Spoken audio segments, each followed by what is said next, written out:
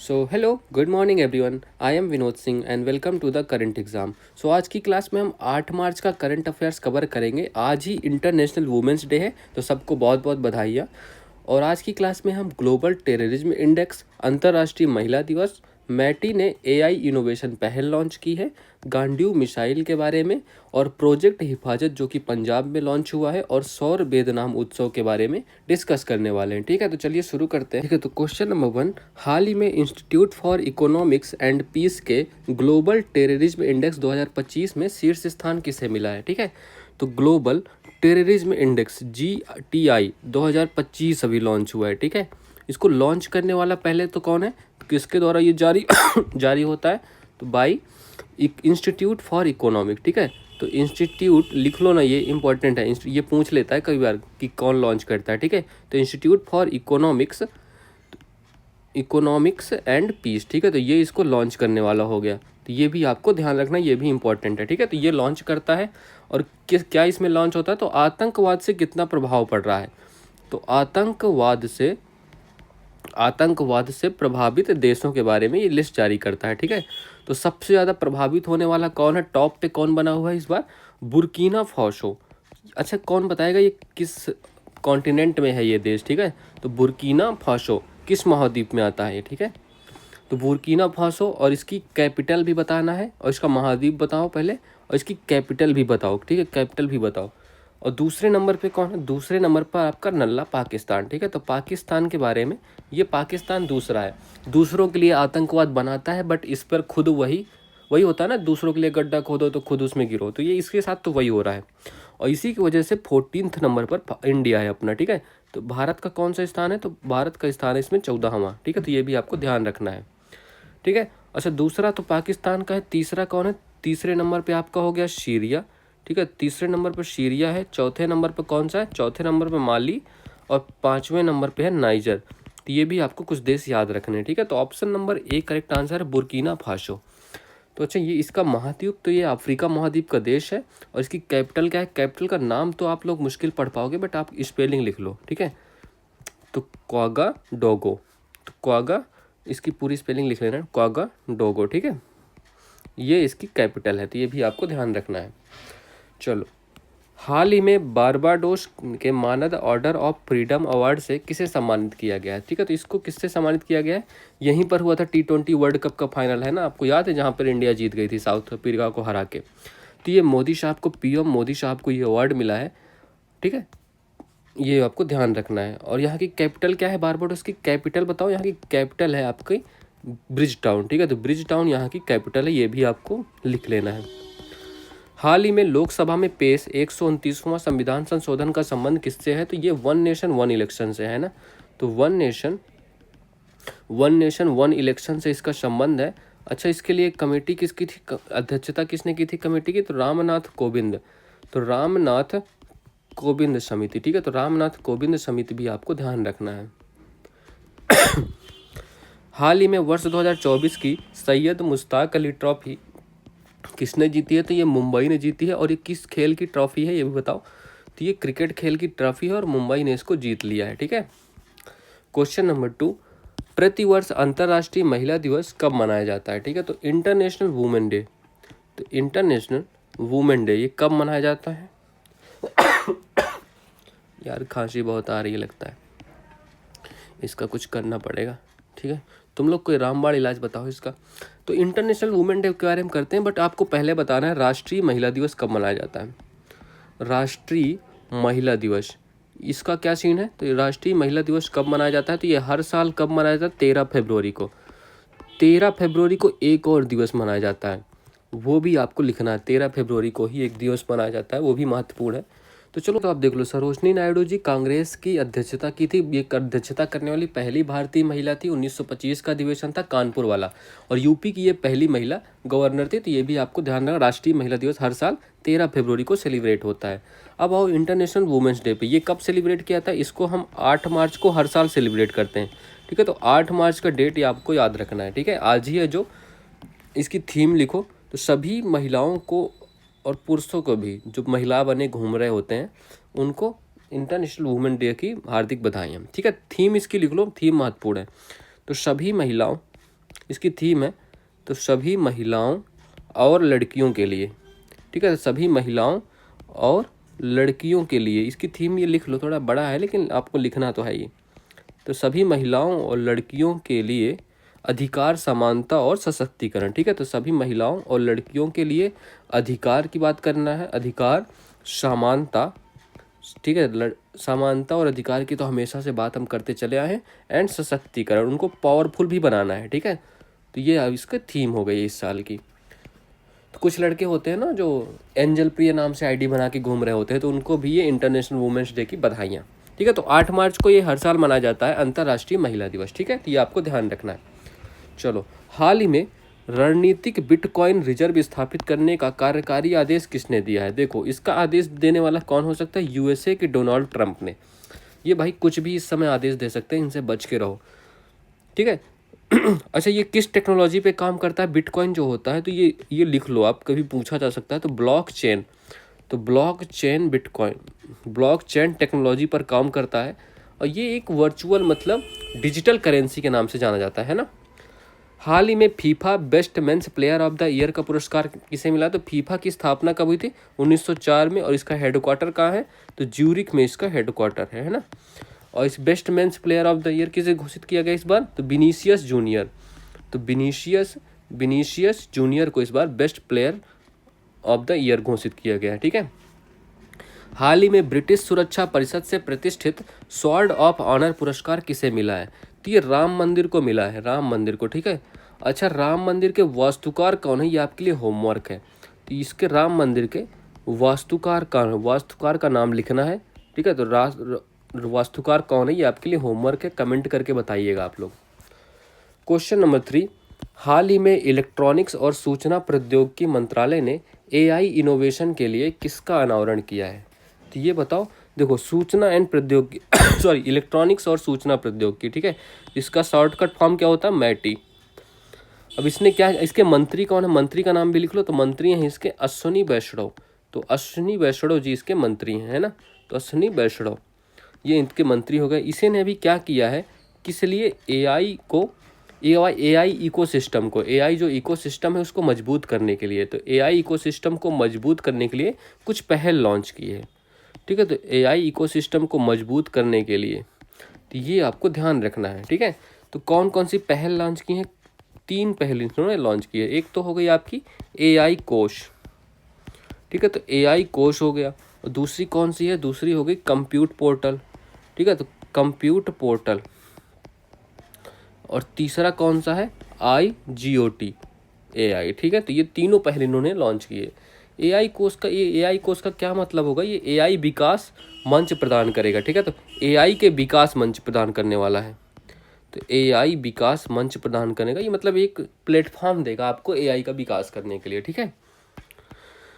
तो ये आपको ध्यान रखना है, ठीक है। चलो, अच्छा, इसी में इन मंत्री साहब ने ये 2 वर्ड और इन्होंने चर्चा किया। तो एक हनुमान की इन्होंने चर्चा की, जिक्र किया, मतलब हनुमान की और भाषणी की, इसका भी इन्होंने जिक्र किया इसी अपने भाषण में। तो अब ये दोनों हैं क्या? तो हनुमान के बारे में तो पता है, ये बहुभाषी चैटबॉट है ना। तो बहुभाषी चैटबॉट है हनुमान। और ये क्या है? भाषणी। तो बहुभाषी चैटबॉट, और भाषणी क्या है? एआई भाषा अनुवाद मंच है ना। तो एआई भाषा अनुवाद मंच है। तो ये भी आपको, ये दोनों के बारे में भी याद रखना है, ठीक है। तो option number D correct answer है, उपयुक्त सभी, ठीक है। चलो, अच्छा, एआई समिति कहाँ हुई थी? उनके बारे में आपके लिए होमवर्क है। तो एआई समिति हुई थी, कितनी हो चुकी हैं? तो 3 एआई समिट हो चुकी हैं। पहली कहाँ हुई है, दूसरी कहाँ हुई है, तीसरी कहाँ हुई? तीनों के बारे में लिखना है आपको, ठीक है। ये भी आपके लिए होमवर्क हो गया। चलो, क्वेश्चन नंबर हाल ही में अंग्रेजी श्रेणी में किसे साहित्य अकादमी पुरस्कार 2024 से सम्मानित किया गया है? अच्छा, साहित्य अकादमी पुरस्कार कब से स्टार्ट हुआ है? तो स्टार्ट हुआ है ये 1954 से। तो स्टार्ट कब से हुआ है? 1954 से, ठीक है। तो अभी कितनी भाषाओं में दिया जाता है? एक तो जो 8वीं अनुसूची में 22 भाषाएं हो गई, प्लस इंग्लिश को, प्लस राजस्थानी को, ठीक है। तो इन भाषाओं में ये दिया जाता है। और अभी इंग्लिश में किसे दिया गया है? तो इंग्लिश में किसको मिला है? ईस्टरीन कीर को इंग्लिश भाषा में। और हिंदी में किसे मिला है? हिंदी में किसको ये अवार्ड मिला है? हिंदी में गगन गिन को, ठीक है। गगन गिन को ये अवार्ड मिला, तो ये भी आपको ध्यान रखना है। 1 जनवरी 2025 से कहाँ भीख देना अपराध घोषित किया गया है, तो ये इंदौर में। तो इंदौर में भीख देना अपराध है, ठीक है। हाल ही में क्रिस्टून फ्रॉस्टडोटर, ठीक है, फ्रॉस्टडोटिर, ये भी आपको ध्यान रखना है, किस देश की सबसे युवा प्रधानमंत्री निर्वाचित हुई हैं, तो ये आइसलैंड की, ठीक है। तो आइसलैंड की सबसे युवा प्रधानमंत्री, इनका नाम भी आपको ध्यान रखना है। क्वेश्चन नंबर 4, हाल ही में चर्चा में रही गांडीव मिसाइल की विशेषता क्या है। देखो गांडीव मिसाइल ये पहले से है, हम ये पहले इसका कुछ और नाम था, वो क्वेश्चन आ चुका है, तो मैं वो लिखता हूँ आपको। इस मिसाइल के पहले क्या नाम था, इसका नाम था अस्त्र, सुना होगा ना, ये क्वेश्चन पूछा जा चुका है एग्जाम में। अस्त्र MK3, ठीक है, तो ये इस मिसाइल का नाम था पहले। अब ये क्या मिसाइल है इसके बारे में करते हैं। इस मिसाइल का क्या नाम है, तो ये मिसाइल है, देखो क्वेश्चन पूछा गया था BBRAAM आंसर था इसका, ठीक है। इसका मतलब क्या हो गया, beyond visual range, beyond visual range मतलब दृष्टि से परे, विजुअल रेंज, ठीक है। तो ये इसका फुल फॉर्म हो गया, beyond visual range air to air missile, ठीक है। तो एयर टू एयर मिसाइल ये इसका फुल फॉर्म है, तो ये आप समझ गए, ठीक है। इसको फुल फॉर्म से ही पता चल गया ये कैसी मिसाइल है, मतलब हवा से हवा में मार करेगी ये।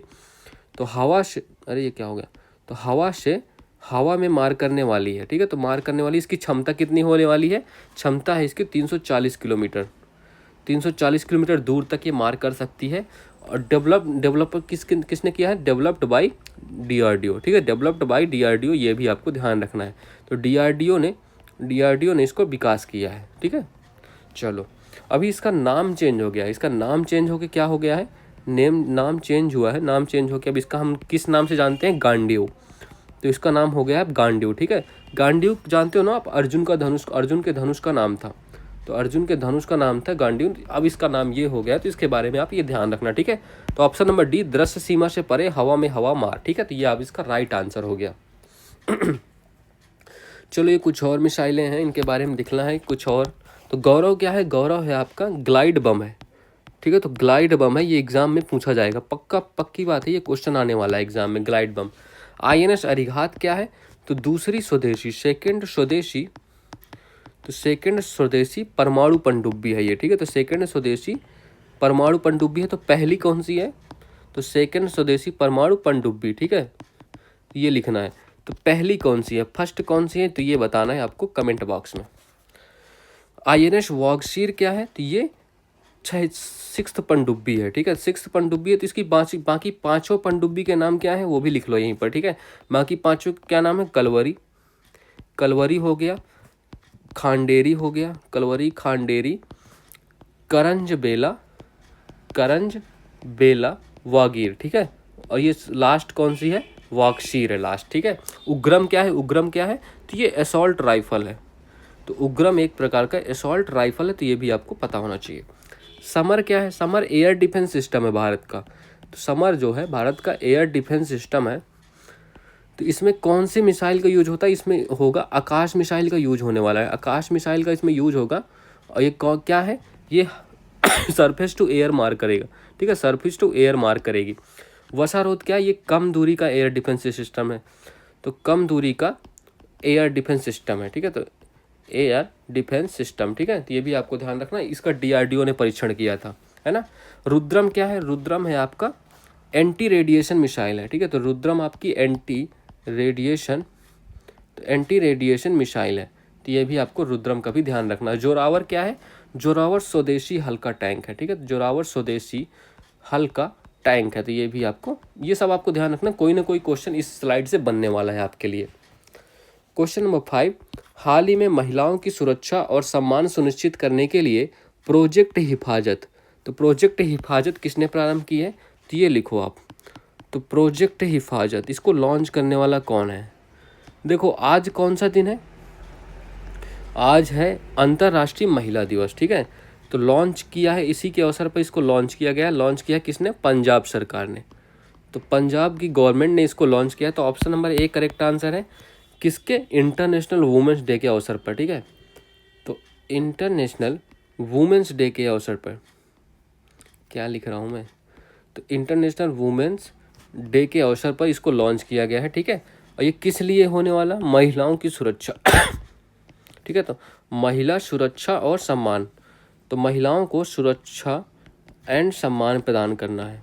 तो महिलाओं को सुरक्षा एंड सम्मान प्रदान करने के लिए इसको लॉन्च किया गया है। ठीक है, तो प्रदान करना ये कहाँ लॉन्च किया गया? पंजाब ने। तो पंजाब सरकार ने इसको लॉन्च किया है। देखो, department of social security and women and child development Punjab. ठीक है, तो इसने लॉन्च किया। तो ऑप्शन नंबर 1 करेक्ट आंसर है पंजाब। अच्छा, एक क्वेश्चन आप यहीं लिख लो, मैं आपको लिखाता हूँ। देश की पहली महिला विधि सचिव होने का गौरव किसे प्राप्त हुआ है? महिला विधि सचिव। ठीक है, तो महिला विधि सचिव कौन है? इनका नाम लिख लो। अभी ये हाल ही में बनाई गई हैं, ये क्वेश्चन छूट गया है मुझसे आज, तो मैंने ऐसे करा रखा है। ठीक है, तो इनका नाम है अंजू राठी राणा। ठीक है, देखो ये इनका नाम याद रखना है आपको। ये देश की पहली महिला विधि सचिव बनी है। अच्छा, कुछ क्वेश्चन और ही लिख लो यहाँ पर। ब्रिटिश भारत का फर्स्ट विधि आयोग हेड कौन था? जो ब्रिटिश भारत था, ठीक है, तो ब्रिटिश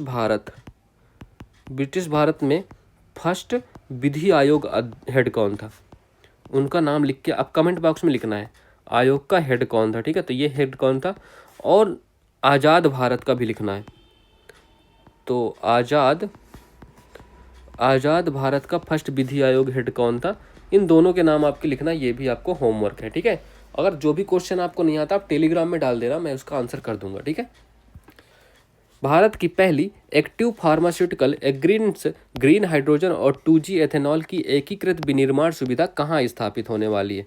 ठीक है, तो ये हिमाचल प्रदेश के कौन से जिले में? सोलन जिले में स्थापित होगी। ठीक है, तो हिमाचल प्रदेश के सोलन जिले में इसका स्थापना होने वाली है। अच्छा, इसमें हिमाचल प्रदेश में एक लक्ष्य रखा गया है 2026 तक इसको भारत का फर्स्ट हरित ऊर्जा राज्य बनाना है। ठीक है, तो हरित ऊर्जा राज्य बनाने का इसका लक्ष्य है, तो ये भी आपको ध्यान रखना है। हाल ही में राष्ट्रीय मानवाधिकार आयोग का अध्यक्ष किसे नियुक्त किया गया है? तो ये देखो, राष्ट्रीय मानवाधिकार आयोग की स्थापना कब हुई थी? तो 12 अक्टूबर 1993 में। ठीक है, इसका अध्यक्ष किसे नियुक्त किया गया अभी? बी राम सुब्रहण्यम। ठीक है, तो ये इनको अभी मानवाधिकार का अध्यक्ष, आयोग का अध्यक्ष नियुक्त किया गया है। हाल ही में लॉन्च छौंक पुस्तक का संबंध किससे है? तो अभिजीत बनर्जी। तो अभिजीत बनर्जी, इनको नोबेल पुरस्कार मिल चुका है। तो अभिजीत बनर्जी की ये बुक है छौंक। ठीक है, तो अभिजीत बनर्जी। क्वेश्चन नंबर 6, हाल ही में सेना की क्षमताओं को दर्शाने वाला सौर वेदनाम उत्सव कहाँ प्रारंभ हुआ है? कौन सा उत्सव प्रारंभ हुआ? सौर वेदनाम। ठीक है, तो सौर वेदनाम उत्सव, इसका आयोजन कहाँ किया गया है ये बताना है आपको। ठीक है, देखो चलो, तो सौर वेदनाम उत्सव, इसको पहले बात तो बिहार में। ठीक है, तो बिहार में इसका आयोजन किया जाने वाला। बिहार में भी कहाँ? पूर्वी चंपारण। तो पूर्वी चंपारण, बिहार के पूर्वी चंपारण में किस जगह पे? जगह का नाम है मोतीहारी। मोतीहारी में एक क्या है? मैदान है। मोतीहारी में गांधी मैदान है। ठीक है, तो मोतीहारी में गांधी मैदान में इसका आयोजन किया जाने वाला है। तो गांधी मैदान। ठीक है, तो यहाँ पर इसका आयोजन किया जाना है, ये आपको ध्यान रखना है। इसमें भाग कौन लेने वाला है? भाग लेने वाली तीनों सेनाएं इसमें भाग लेंगी। तो तीनों सेना इसमें भाग लेने वाली हैं। ठीक है, और ये कब आयोजित किया जाएगा? 7 से 8 मार्च को इसका आयोजन होने वाला है। ठीक है, और इसमें क्या उद्देश्य है इसका? अपनी सेना के बारे में जानो। तो अपनी सेना के बारे में जानो। ठीक है, तो ये इसका उद्देश्य है।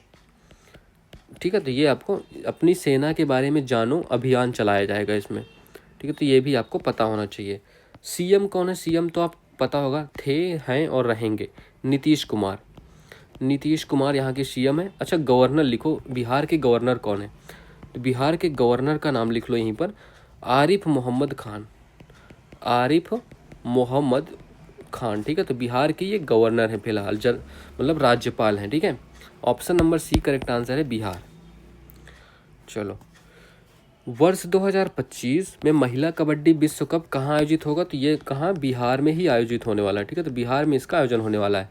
हाल ही में दिवंगत मनमोहन सिंह जी ने कौन सी जिम्मेदारी निभाई थी? तो ये इनको देखो, प्राइम मिनिस्टर बनाया गया, फाइनेंस मिनिस्टर बनाया गया, और ये आरबीआई के गवर्नर भी रह चुके हैं। ठीक है, तो आरबीआई गवर्नर भी रह चुके हैं। हाल ही में महिला स्टील्थ फ्रिगेट युद्धपोत नीलगिरी नौसेना में शामिल किया गया है। इसका संबंध किस प्रोजेक्ट से है? तो प्रोजेक्ट 17A। अच्छा, ये मनमोहन सिंह को पद्म विभूषण कब मिला? पद्म विभूषण तो मनमोहन सिंह जी को पद्म विभूषण अवार्ड कब मिला, ये कब मिला था, 1987 में ये अवार्ड इन्हें मिला था, ठीक है। तो ये भी आपको ध्यान रखना महत्वपूर्ण है। चलो, so that's all for this class. Please यार तुम लोग लाइक करना यार, ठीक है, लाइक करना मत भूलना, शेयर ज़रूर करना और सब्सक्राइब करना, ठीक है। चलो, all the best, have a good day and